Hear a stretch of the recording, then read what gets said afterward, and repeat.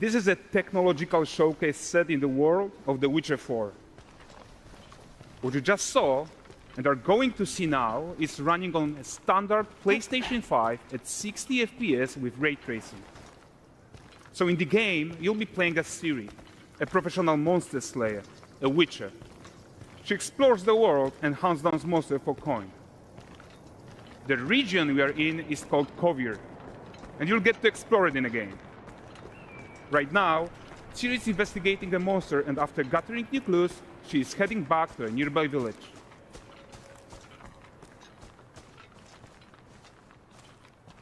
All right, everyone, meet Kelpie. Let weeds be weeds, Kelpie. So just like Geralt and Roach, Ciri has her own loyal companion. We return to town. These two characters need to feel like one. Since you're gonna explore the world on horseback, riding needs to feel seamless, natural, and just fun. Yeah, and to support that, we're introducing multi-character motion matching in Unreal. So Ciri and Kelpie, they're perfectly synchronized when mounting from any angle and speed. And we also support root motion movement on Kelpie, so controlling her feels realistic and grounded. And there are also some really nice improvements to our Unreal Chaos Flesh Solver and these machine-learned deformations.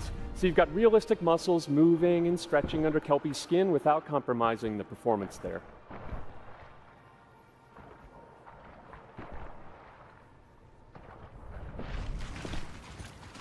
So let's leave Ciri behind for a second and talk about the world itself. So much of the Witcher world is natural, organic, especially Kovir with its dense forest and wild nature. Yeah, and wild nature is hard. And with nanite geometry, we've freed artists from so many of their old constraints. But we don't want to rest until everything we do in Unreal has that same spirit of freedom. There's always more work to do. And foliage is a huge piece of that puzzle. So we are excited to introduce nanite foliage. And in order to achieve gorgeous foliage density everywhere, while still being memory efficient, fast to render, we believe that a new idea was needed. So instead of the same card approach we've been using for the past 20 years, artists should be free to take a nanite approach to foliage, modeling every single leaf and pine needle. And the old LOD tricks of the past, they needed a complete rethink. And in their place, it's a new adaptive voxel representation in nanite. It's volumetric, it's fully 3D, it is super fast to render. And these dense clusters of triangles turn into these cubes, which at a distance, they're no larger than a pixel, and they react to the changing light of our dynamic sun and our shadows, and they allow artists to render whatever amount of foliage is needed to achieve their vision without compromise. And no compromise means how ambitious we are when it comes to bringing our vision to life with incredible visuals. But more than that, together with Epic, we created faster way to load the world. We can now bring in more content more quickly for the smoothest possible experience as we fly down to catch up with Ciri.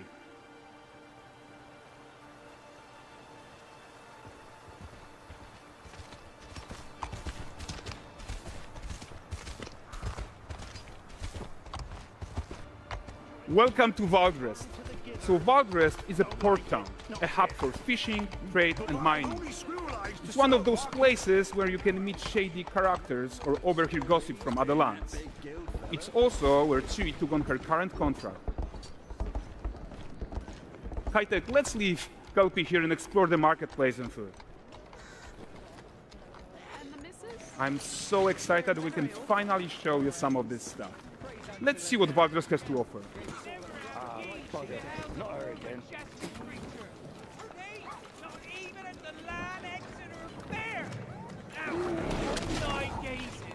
Present him with a fish. For the furry rascal will often wait, and the bear's weight grants good fortune.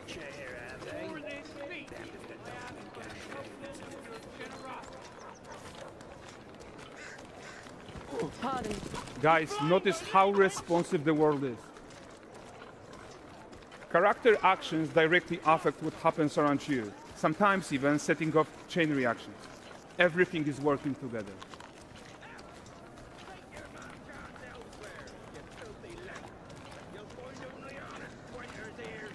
Oh, look at this poor gentleman being taught how to fly by an angry innkeeper. That's what happens when you cheat at Gwent. Last of it, is it?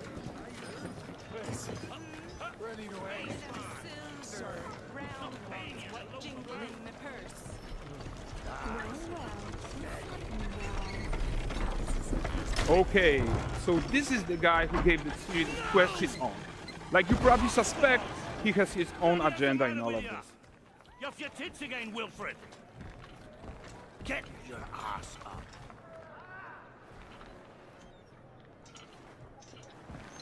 A typical day's toil. Who in? With Churres. What news of my wagons? No eternity is taking that damn salt to arrive. I found them.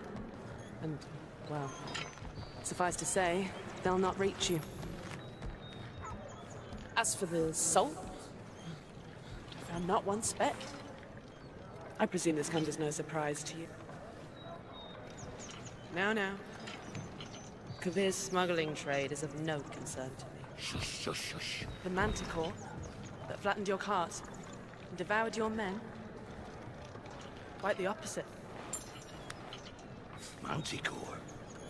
No, them winged hellspawn dwell in the arse end of Creighton. While CIRI decides what to do about that merchant, let's take a look at the character technology that powers this marketplace. Why don't we listen in on these fishmongers? They're selling their wares, chatting up customers. Morning, catch this is. Won't find none fresher. Bring me ladies after one of those. Get this kind of got it for you. You mind, dearest? Into seeing something more. Got mackerel cod, all Brexit's finest. And there is tons of tech at play here, even in this simple market stall.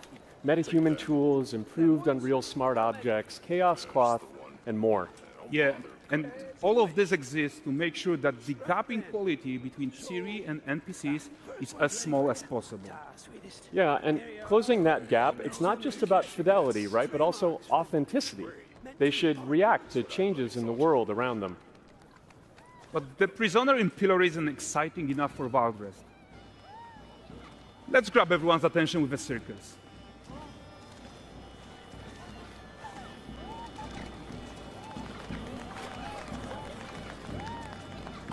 But the great performance deserves a huge crowd though. Let's crank it up.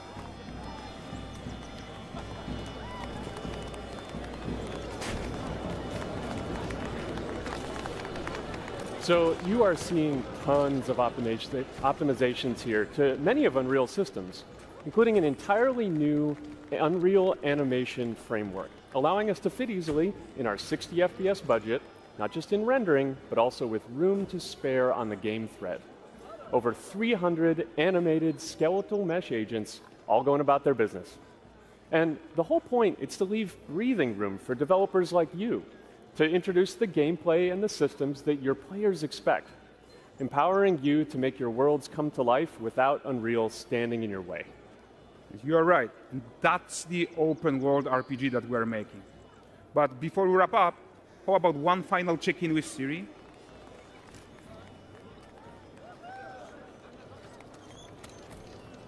We are making this game to be the most immersive and ambitious open world Witcher game ever. And we are making this a reality thanks to our work on Unreal with the team at Epic. I think what we are doing together is going to bring in a new generation of open world RPGs, and I'm so proud of what we accomplished so far. We are too. So we're almost done, but before we go, here's a small gift for all Witcher fans. A first look at Lanexeter.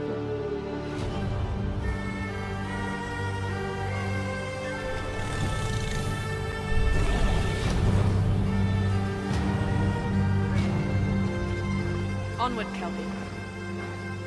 We've worked.